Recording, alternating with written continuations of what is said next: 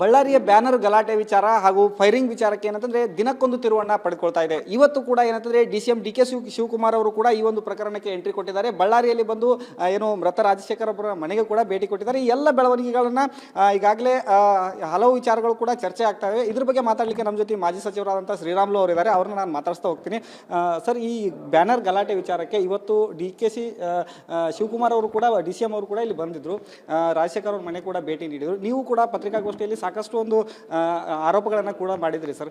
ಏನೇ ನಡೀತಾ ಇದೆ ಸರ್ ಈ ವಿಚಾರವಾಗಿ? ನೋಡಿ, ಏನು ಇವತ್ತು ರಾಜಶೇಖರ್ ಅವರು ಈ ಘಟನೆಯಲ್ಲಿ ಈ ಗಲಭೆಯಲ್ಲಿ ಅವರು ಕಾಂಗ್ರೆಸ್ಸಿನ ಕಾರ್ಯಕರ್ತ ರಾಜಶೇಖರ್ ರೆಡ್ಡಿ ಅವ್ರನ್ನ ತೀರ್ಕೊಂಡು ಹೋಗಿದ್ದಾರೆ.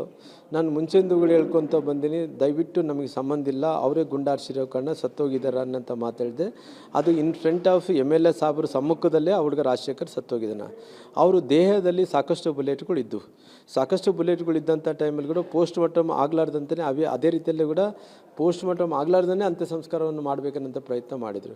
ಅವರು ಪೊಲೀಸರು ಹೇಳಿದ್ರು, ಕೊಡಲ್ರಿ ನಾವು ಎಂಥ ಪರಿಸ್ಥಿತಿಯಲ್ಲೂ ಕೂಡ ಅಂತ ಹೇಳಿದರು. ಹೇಳಿದಂಥ ಟೈಮಲ್ಲಿ ಪುನಃ ಆ ಫ್ರೀಜರ್ದಲ್ಲಿಟ್ಟು ಬೆಳಗ್ಗೆ ಅಂತ್ಯ ಸಂಸ್ಕಾರ ಮಾಡಿದರು. ಅಂತ್ಯ ಸಂಸ್ಕಾರ ಮಾಡಿದಂಥ ಟೈಮ್ ನಾನು ಹೇಳಿದೆ 2 ಬಾರಿ ಪೋಸ್ಟ್ ಮಾರ್ಟಮ್ ಮಾಡಿದ್ದಾನೆ. 2 ಬಾರಿ ಪೋಸ್ಟ್ ಮಾರ್ಟಮ್ ಮಾಡೋಕ್ಕಾಗಲ್ಲ, ಯಾಕಂದರೆ 1 ಬಾರಿ ಪೋಸ್ಟ್ ಮಾರ್ಟಮ್ ಮಾಡಿದ್ರಂಥ ಅಬ್ಜೆಕ್ಷನನ್ನೇ ಇರಬೇಕು. ಇಲ್ಲಿದ್ರೆ ತಹಸೀಲ್ದಾರ್ ಸಾಬ್ರದ್ದು, ಇಲ್ಲದೆ ಅಸಿಸ್ಟೆಂಟ್ ಕಮಿಷನರ್ದು, DC ಸಾಬ್ರದನ್ನ ಪರ್ಮಿಷನ್ ತೊಗೊಂಡು ಇಲ್ಲಿ ಕೋರ್ಟ್ ಜಡ್ಜ್ ಪರ್ಮಿಷನ್ ತೊಗೊಂಡು 2ನೇ ಬಾರಿ ಅಂತ್ಯ ಸಂಸ್ಕಾರ ಮಾಡಿ. 2 ಬಾರಿ ಯಾಕೆ ಮಾಡಬೇಕಂತಂದರೆ 1 ಬಾರಿ ಮಾಡಿದಂಥ ಟೈಮಲ್ಲಿ ಬುಲೆಟ್ ಸಿಕ್ಕಿಲ್ಲ, 2ನೇ ಬಾರಿ ಮಾಡಿದಂಥ ಟೈಮ್ ಬುಲೆಟ್ ಸಿಕ್ಕಿದಂಥ ಟೈಮಲ್ಲಿ ಕೂಡ ಅವರು ದೇಹವನ್ನು ಅಂತ್ಯ ಸಂಸ್ಕಾರ ಮಾಡಬೇಕಾಯಿತು. ಅವ್ರ ತಂದೆಯವರಾದಂಥ ಸುರೇಂದ್ರ ಅವರು, ಅವ್ರ ತಂದೆಯವರು ಸುರೇಂದ್ರ ಅವರು, ತಾಯಿಯವರು ಎಲ್ಲರೂ ಕೂಡ ಅವರಿದ್ದಂಥ ಪದ್ಧತಿ ಪ್ರಕಾರ ಮಣ್ಣಲ್ಲಾಕಿ ಉಣಿಕಬೇಕಾಗುತ್ತೆ, ಮಣ್ಣಲ್ಲಾಕಿ ಊತಿಡಬೇಕಾಗುತ್ತೆ. ಆ ಮಣ್ಣಲ್ಲಾಕಿಂದು ಊತಿಡೋಂಥ ಅವ್ರ ಸಂಪ್ರದಾಯ ಏನಿತ್ತು, ಅವರು ಎಲ್ಲರೂ ಕೂಡ ಅಡಿಷನಲ್ SP ಸಾವರು, MLA ಅವರೆಲ್ಲರೂ ಕೂಡ ಅವ್ರ ಕುಟುಂಬರನ್ನ ಬೆದರಿಸಿ, ಅವ್ರ ಕುಟುಂಬಸ್ಥರೆಲ್ಲ ಕೂಡ ಫೋರ್ಸ್ ಅಂದರೆ ಅವ್ರ ಕುಟುಂಬಸ್ಥರನ್ನ ಪ್ರೆಷರ್ ಕ್ರಿಯೇಟ್ ಮಾಡಿ ಅವ್ರು ಏನು ಮಾಡಿದರು, ಆ ದೇಹವನ್ನು ಸುಟ್ಟಾಕುವಂಥ ಕೆಲಸ ಮಾಡಿದ. ಆ ದೇಹದಲ್ಲಿ 1 ಬುಲೆಟ್ ಇದ್ದಿಲ್ಲ, ಇನ್ನು ಸಾಕಷ್ಟು ಬುಲೆಟ್ಗಳಿದ್ದು. ಸಾಕ್ಷಿ ನಾಶ ಪಡಿಸಬೇಕು ಅನ್ನೋಂಥ ಕಾರಣದಿಂದ ಆ ದೇಹದಲ್ಲಿ ಬುಲೆಟ್ಗಳು ಕಾಣಬಾರ್ದು, ಸಾಕ್ಷಿ ನಾಶ ಆಗಬೇಕು, ನಾಳೆ ಏನನ್ನ ದೊಡ್ಡ ಇನ್ವೆಸ್ಟಿಗೇಷನ್ ನಾವು ಸಿಕ್ಕಾಕೊಂತೀವಿ ಅನ್ನೋಂಥ ಕಾರಣದಿಂದ ಆ ದೇಹದನ್ನು ಸುಟ್ಟಾಕುವಂಥ ಕೆಲಸ ಮಾಡಿದ್ದಾರೆ. ಇವತ್ತು ಡಿ.ಕೆ ಅವರು ಇದೇ ಒಂದು ವಿಚಾರಕ್ಕೆ ಮಾತಾಡಿದರು ಸರ್. ಕುಮಾರಸ್ವಾಮಿ ಅವರು ಹೇಳಿದರು 2 ಬಾರಿ ಪೋಸ್ಟ್ ಮಾರ್ಟಮ್ ಮಾಡೋ ಅವಶ್ಯಕತೆ ಏನಿತ್ತು ಅಂತೇಳಿ. ಆದರೆ ಡಿ.ಕೆ ಅವರು ಹೇಳ್ತಾರೆ ನಾವು 1 ಬಾರಿ ಪೋಸ್ಟ್ ಮಾರ್ಟಮ್ ಮಾಡಿರೋ ಮಾಹಿತಿ ಇದೆ ಅಂತ ಹೇಳ್ತಾರೆ ಸರ್. ಅಂದರೆ ಇದು ಎಲ್ಲೋ ಡಿ.ಕೆ ಅವ್ರನ್ನೂ ಕೂಡ ದಾರಿ ತಪ್ಪಿಸ್ತಾ ಇದ್ದಾರೆ ಅಂತ ಸರ್. ನೋಡ್ರಿ, 2 ಬಾರಿ ಮಾಡಿರೋಂಥದ್ದು ಎಲ್ಲ ಕ್ಲಾರಿಟಿ ಇದಾವೆ. ಯಾಕಂದ್ರೆ 1ನೇ ಬಾರಿ ರಿಪೋರ್ಟ್ ನೋಡಿರಿ, ದೇಹದಲ್ಲಿ ಬುಲೆಟ್ ಇಲ್ಲ ಅಂದ್ರೆ ಅವ್ರ ರಿಪೋರ್ಟ್ ನೋಡಿ, ಅವ್ರು ನಾನು ಹೇಳೋದು ಬೇಕಿಲ್ಲ. ಆ ಪೋಸ್ಟ್ ಮಾರ್ಟಮ್ ರಿಪೋರ್ಟ್ 1ನೇ ಬಾರಿ ಮಾಡಿದಂಥ ಟೈಮಲ್ಲಿ ದೇಹದಲ್ಲಿ ಬುಲೆಟ್. ಅಧಿಕಾರಿಗಳು ಎಲ್ಲೋ ದಾರಿ ತಪ್ಪಿಸ್ತಾ ಇದ್ದಾರೆ ಅಂತ ಸರಿ. ತನಿಖೆ ಅಧಿಕಾರಿಗಳು ಅನ್ನೋಂಥದ್ದೆಲ್ಲ ಎಲ್ಲ ಕೂಡ ಪೊಲಿಟಿಕಲ್ ಕಾನ್ಸ್ಪಿರಸಿ ಮೀನ್ಸ್ ಅಲ್ಲಿ ಪ್ರೆಷರ್ ಕ್ರಿಯೇಟ್ ಮಾಡಬೇಕು, MLA ಸಾಬ್ರನ್ನ ಸೇಫ್ ಮಾಡಬೇಕು. MLA ಸಾಬ್ರು ಎಲ್ಲಿಗೆ ಈ ಕೇಸಲ್ಲಿ ಸಿಗಾಕೊಂತಾರೆ ಅನ್ನೋಂಥ ಕಾರಣದಿಂದ ಸೇಫ್ ಮಾಡಬೇಕು ಅನ್ನೋಂಥ ಕಾರಣದಿಂದ ಈ ರೀತಿ ಪೊಲಿಟಿಕಲ್ ಪ್ರೆಷರೈಸೇಷನ್ ಮಾಡೋಂಥ ಕೆಲಸ ಮಾಡ್ತಾರೆ. ಅಡಿಷನಲ್ SP ಸಾವ್ರು ಅವ್ರ ಕುಟುಂಬನ ಬದಿರಿಸಿ ಅವ್ರನ್ನ ಅಂತ್ಯ ಸಂಸ್ಕಾರ ಮಾಡೋಂಥ ವಿಚಾರದಲ್ಲಿ ಅವ್ರನ್ನ ಸುಟ್ಟಾಕುವಂಥ ಕೆಲಸ ಮಾಡ್ತಾರೆ. ಅಂದರೆ ಈಗ ನಿಮ್ಮ ಪ್ರಕಾರ ಈ ಅಡಿಷನಲ್ SP ಅವ್ರದ್ದು ಇದ್ರೊಳಗೆ ಜಾಸ್ತಿ ಇನ್ವಾಲ್ವ್ ಆಗಿದ್ದಾರೆ ಅಂತ? ಅವ್ರೇನಂದ್ರೆ ಸರ್ಕಾರಕ್ಕೆ ಕೆಟ್ಟ ಹೆಸರು ಬರಬಾರ್ದು, ಅವ್ರನ್ನ ಸೇಫ್ ಆಗಬೇಕು, MLA ಸಾಬ್ರು ಕೂಡ ಈ ಕೇಸಿಂದ ಸೇಫ್ ಆಗಬೇಕು ಅನ್ನೋಂಥ ಕಾರಣದಿಂದ ಅಡಿಷನಲ್ SP ಸಾಬ್ರು ಮೂಲವಾಗಿ ಅವರೇ ಎಲ್ಲ ಕೂಡ ಇದನ್ನು ನಡೆಸುವಂಥ ಕೆಲಸ ಮಾಡ್ತಾಯಿದ್ದಾರೆ. ಈ ವಿಚಾರದಾಗ ಎಲ್ಲೋ ಒಂದು ರೀತಿ ಇವರು ಬಡದಿಲ್ಲ ಅಂದರೆ ಬಡಿಬೇಕಿತ್ತು ಅನ್ನೋ ರೀತಿಯಲ್ಲಿ ಮಾತಾಡ್ತಾ ಇದ್ದಾರೆ ಅಷ್ಟೇ. ಅವ್ರೇನಾದ್ರು ಸಾಯ್ಲಿ, ಯಾರು ಸತ್ತಿಲ್ಲಲ್ಲ ಅನ್ನೋದು ಅವ್ರಿಗೆ ಹೆಂಗೆ ಅಷ್ಟೇ ಬಿಟ್ಟು ಬೇರೆ ಏನಿಲ್ಲ ಸರ್. ಇನ್ನೊಂದು ಹೇಳಿದ್ರೆ ನೀವು ಈ ಗುಂಡಾ ಸರ್ಕಾರ, ಈ ಕೊಲೆಗಡಕ ಸರ್ಕಾರ ಅಂತ ಹೇಳಿದ್ರೆ ಅದಕ್ಕೆಲ್ಲ ಪೂರಕ ಅನ್ಸುತ್ತಲ್ಲ ಸರ್? ನೋಡಿರಿ, ಎಲ್ಲ ಸಾಕಷ್ಟು ಉದಾಹರಣೆಗಳು ನನ್ನ ಹತ್ರ ಹೇಳಿದ್ದೀನಿ. ಯಾರ್ಯಾರು ಸತ್ತಾರ, ಏನಿದೆ ಕೊಲೆಗಡಕ ಸರ್ಕಾರದಲ್ಲಿ 7 ಸರ್ಜರಿ ಯಾರ್ಯಾರು ಆತ್ಮಹತ್ಯೆ ಎಲ್ಲವನ್ನು ಕೂಡ ಹೇಳಿರೋ ಕಾರಣ ಇದು ಈ ಹುಡುಗನ ಕೂಡ ಬಲಿ ತೊಗೊಳ್ಳೋಂಥ ಕೆಲಸ ಮಾಡಿದೆ. ಇದು ಕೊಲೆಗಡಕ ಸರ್ಕಾರ. ಇದಿಷ್ಟು ಏನಂದರೆ ಮಾಜಿ ಸಚಿವ ಶ್ರೀರಾಮುಲು ಅವರ ಮತ್ತು ಕ್ಯಾಮ್ರಾ ಪರ್ಸನ್ ಶಂಕರ ಕೊಪ್ಪದ ಜೊತೆ ಹಿರಯ್ಯ ಹಿರೇಮಠ, ರಿಪಬ್ಲಿಕ್ ಕನ್ನಡ, ಬಳ್ಳಾರಿ. ಬಳ್ಳಾರಿಯ ಬ್ಯಾನರ್ ಗಲಾಟೆ ವಿಚಾರ ಹಾಗೂ ಫೈರಿಂಗ್ ವಿಚಾರಕ್ಕೆ ಏನಂತಂದ್ರೆ ದಿನಕ್ಕೊಂದು ತಿರುವನ್ನ ಪಡೆದುಕೊಳ್ತಾ ಇದೆ. ಇವತ್ತು ಕೂಡ ಏನಂತಂದ್ರೆ ಡಿ.ಸಿ.ಎಂ ಡಿ.ಕೆ ಶಿವಕುಮಾರ್ ಅವರು ಕೂಡ ಈ ಒಂದು ಪ್ರಕರಣಕ್ಕೆ ಎಂಟ್ರಿ ಕೊಟ್ಟಿದ್ದಾರೆ. ಬಳ್ಳಾರಿಯಲ್ಲಿ ಬಂದು ಏನು ಮೃತ ರಾಜಶೇಖರ್ ಅವರ ಮನೆಗೆ ಕೂಡ ಭೇಟಿ ಕೊಟ್ಟಿದ್ದಾರೆ. ಈ ಎಲ್ಲ ಬೆಳವಣಿಗೆಗಳನ್ನ ಈಗಾಗಲೇ ಹಲವು ವಿಚಾರಗಳು ಕೂಡ ಚರ್ಚೆ ಆಗ್ತವೆ. ಇದ್ರ ಬಗ್ಗೆ ಮಾತಾಡಲಿಕ್ಕೆ ನಮ್ಮ ಜೊತೆ ಮಾಜಿ ಸಚಿವರಾದಂಥ ಶ್ರೀರಾಮುಲು ಅವರು ಇದ್ದಾರೆ. ಅವ್ರನ್ನ ನಾನು ಮಾತಾಡ್ತಾ ಹೋಗ್ತೀನಿ. ಸರ್, ಈ ಬ್ಯಾನರ್ ಗಲಾಟೆ ವಿಚಾರಕ್ಕೆ ಇವತ್ತು ಡಿ.ಕೆ ಶಿವಕುಮಾರ್ ಅವರು ಕೂಡ ಡಿ.ಸಿ.ಎಂ ಅವರು ಕೂಡ ಇಲ್ಲಿ ಬಂದಿದ್ರು. ರಾಜಶೇಖರ್ ಅವ್ರ ಮನೆ ಕೂಡ ಭೇಟಿ ನೀಡಿದರು. ನೀವು ಕೂಡ ಪತ್ರಿಕಾಗೋಷ್ಠಿಯಲ್ಲಿ ಸಾಕಷ್ಟು ಒಂದು ಆರೋಪಗಳನ್ನು ಕೂಡ ಮಾಡಿದ್ರಿ ಸರ್. ಏನೇ ನಡೀತಾ ಇದೆ ಸರ್ ಈ ವಿಚಾರವಾಗಿ? ನೋಡಿರಿ, ಏನು ಇವತ್ತು ರಾಜಶೇಖರ್ ಅವರು ಈ ಘಟನೆಯಲ್ಲಿ ಈ ಗಲಭೆಯಲ್ಲಿ ಅವ್ರ ಕಾಂಗ್ರೆಸ್ಸಿನ ಕಾರ್ಯಕರ್ತ ರಾಜಶೇಖರ್ ರೆಡ್ಡಿ ಅವ್ರನ್ನ ತೀರ್ಕೊಂಡು ಹೋಗಿದ್ದಾರೆ. ನಾನು ಮುಂಚೆಂದುಗಳು ಹೇಳ್ಕೊತ ಬಂದೀನಿ, ದಯವಿಟ್ಟು ನಮಗೆ ಸಂಬಂಧ ಇಲ್ಲ, ಅವರೇ ಗುಂಡಾರಿಸಿರೋ ಕಾರಣ ಸತ್ತೋಗಿದ್ದಾರೆ ಅನ್ನೋಂಥ ಮಾತಾಡಿದೆ. ಅದು ಇನ್ ಫ್ರಂಟ್ ಆಫ್ MLA ಸಾಬ್ರ ಸಮ್ಮುಖದಲ್ಲೇ ಆ ಹುಡುಗ ರಾಜಶೇಖರ್ ಸತ್ತೋಗಿದ್ದಾನೆ. ಅವರು ದೇಹದಲ್ಲಿ ಸಾಕಷ್ಟು ಬುಲೆಟ್ಗಳು ಇದ್ದವು.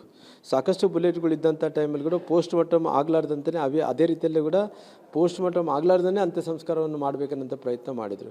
ಅವರು ಪೊಲೀಸರು ಹೇಳಿದ್ರು ಕೊಡಲ್ರಿ ನಾವೆಂಥ ಪರಿಸ್ಥಿತಿಯಲ್ಲೂ ಕೂಡ ಅಂತ ಹೇಳಿದಂಥ ಟೈಮಲ್ಲಿ ಪುನಃ ಆ ಫ್ರೀಜರ್ದಲ್ಲಿಟ್ಟು ಬೆಳಗ್ಗೆ ಅಂತ್ಯ ಸಂಸ್ಕಾರ ಮಾಡಿದರು. ಅಂತ್ಯ ಸಂಸ್ಕಾರ ಮಾಡಿದಂಥ ಟೈಮ್ ನಾನು ಹೇಳಿದೆ 2 ಬಾರಿ ಪೋಸ್ಟ್ ಮಾರ್ಟಮ್ ಮಾಡಿದ್ದಾರೆ. 2 ಬಾರಿ ಪೋಸ್ಟ್ ಮಾರ್ಟಮ್ ಮಾಡೋಕ್ಕಾಗಲ್ಲ, ಯಾಕಂದರೆ 1 ಬಾರಿ ಪೋಸ್ಟ್ ಮಾರ್ಟಮ್ ಮಾಡಿದ್ರಂಥ ಅಬ್ಜೆಕ್ಷನನ್ನೇ ಇರಬೇಕು. ಇಲ್ಲಿದ್ರೆ ತಹಸೀಲ್ದಾರ್ ಸಾಬ್ರದ್ದು, ಇಲ್ಲದೆ ಅಸಿಸ್ಟೆಂಟ್ ಕಮಿಷನರ್ದು, DC ಸಾಬ್ರದನ್ನ ಪರ್ಮಿಷನ್ ತೊಗೊಂಡು, ಇಲ್ಲಿ ಕೋರ್ಟ್ ಜಡ್ಜ್ ಪರ್ಮಿಷನ್ ತೊಗೊಂಡು 2ನೇ ಬಾರಿ ಅಂತ್ಯ ಸಂಸ್ಕಾರ ಮಾಡಬೇಕು. 2 ಬಾರಿ ಯಾಕೆ ಮಾಡಬೇಕಂತಂದರೆ 1 ಬಾರಿ ಮಾಡಿದಂಥ ಟೈಮಲ್ಲಿ ಬುಲೆಟ್ ಸಿಕ್ಕಿಲ್ಲ, 2ನೇ ಬಾರಿ ಮಾಡಿದಂಥ ಟೈಮ್ ಬುಲೆಟ್ ಸಿಕ್ಕಿದಂಥ ಟೈಮಲ್ಲಿ ಕೂಡ ಅವರು ದೇಹವನ್ನು ಅಂತ್ಯ ಸಂಸ್ಕಾರ ಮಾಡಬೇಕಾಯಿತು. ಅವ್ರ ತಂದೆಯವರಾದಂಥ ಸುರೇಂದ್ರವರು, ಅವ್ರ ತಂದೆಯವರು ಸುರೇಂದ್ರವರು ತಾಯಿಯವರು ಎಲ್ಲರೂ ಕೂಡ ಅವರಿದ್ದಂಥ ಪದ್ಧತಿ ಪ್ರಕಾರ ಮಣ್ಣಲ್ಲಾಕಿ ಉಣಿಕಬೇಕಾಗುತ್ತೆ, ಮಣ್ಣಲ್ಲಾಕಿ ಊತಿಡಬೇಕಾಗುತ್ತೆ.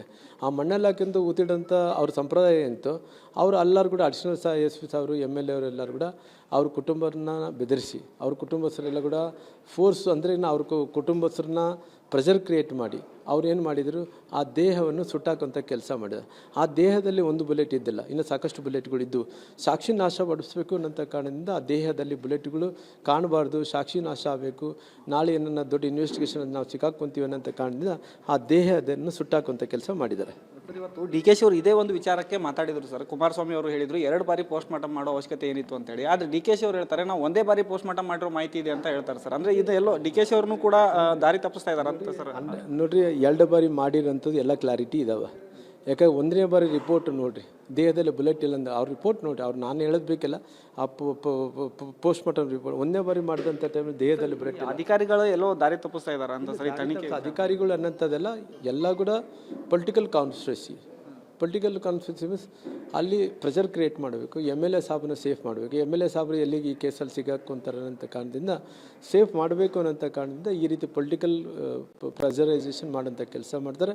ಅಡಿಷನಲ್ SP ಸಾವ್ರು ಅವ್ರ ಕುಟುಂಬನ ಬದಿರಿಸಿ ಅವ್ರನ್ನ ಅಂತ್ಯ ಸಂಸ್ಕಾರ ಮಾಡೋಂಥ ವಿಚಾರದಲ್ಲಿ ಅವ್ರನ್ನ ಸುಟ್ಟಾಕುವಂಥ ಕೆಲಸ ಮಾಡ್ತಾರೆ. ಅಂದರೆ ಈಗ ನಿಮ್ಮ ಪ್ರಕಾರ ಈ ಅಡಿಷನಲ್ SP ಅವ್ರದ್ದು ಇದ್ರೊಳಗೆ ಜಾಸ್ತಿ ಇನ್ವಾಲ್ವ್ ಆಗಿದ್ದಾರೆ ಅಂತ. ಅವ್ರೇನಂದ್ರೆ ಸರ್ಕಾರಕ್ಕೆ ಕೆಟ್ಟ ಹೆಸರು ಬರಬಾರ್ದು, ಅವ್ರನ್ನ ಸೇಫ್ ಆಗಬೇಕು, MLA ಸಾಬ್ರು ಕೂಡ ಈ ಕೇಸಿಂದ ಸೇಫ್ ಆಗಬೇಕು ಅನ್ನೋಂಥ ಕಾರಣದಿಂದ ಅಡಿಷನಲ್ SP ಸಾಬ್ರು ಮೂಲವಾಗಿ ಅವರೇ ಎಲ್ಲ ಕೂಡ ಇದನ್ನು ನಡೆಸುವಂಥ ಕೆಲಸ ಮಾಡ್ತಾಯಿದ್ದಾರೆ. ಈ ವಿಚಾರದಾಗ ಎಲ್ಲೋ ಒಂದು ರೀತಿ ಇವರು ಬಡ್ದಿಲ್ಲ ಅಂದರೆ ಬಡಿಬೇಕಿತ್ತು ಅನ್ನೋ ರೀತಿಯಲ್ಲಿ ಮಾತಾಡ್ತಾ ಇದ್ದಾರೆ ಅಷ್ಟೇ. ಅವ್ರೇನಾದ್ರು ಸಾಯ್ಲಿ, ಯಾರು ಸತ್ತಿಲ್ಲಲ್ಲ ಅನ್ನೋದು ಅವ್ರಿಗೆ ಹೆಂಗೆ ಅಷ್ಟೇ ಬಿಟ್ಟು ಬೇರೆ ಏನಿಲ್ಲ ಸರ್. ಇನ್ನೊಂದು ಹೇಳಿದ್ರೆ ನೀವು ಈ ಗುಂಡಾ ಸರ್ಕಾರ, ಈ ಕೊಲೆಗಡಕ ಸರ್ಕಾರ ಅಂತ ಹೇಳಿ ಅದಕ್ಕೆಲ್ಲ ಪೂರಕ ಅನ್ಸುತ್ತಲ್ಲ ಸರ್?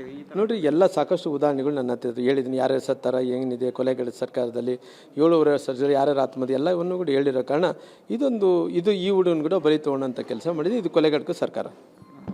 ಇದಿಷ್ಟು ಏನಂದರೆ ಮಾಜಿ ಸಚಿವ ಶ್ರೀರಾಮುಲು ಅವರ ಮತ್ತು ಕ್ಯಾಮ್ರಾ ಪರ್ಸನ್ ಶಂಕರ ಕೊಪ್ಪದ ಜೊತೆ ಈರಯ್ಯ ಹಿರೇಮಠ, ರಿಪಬ್ಲಿಕ್ ಕನ್ನಡ, ಬಳ್ಳಾರಿ.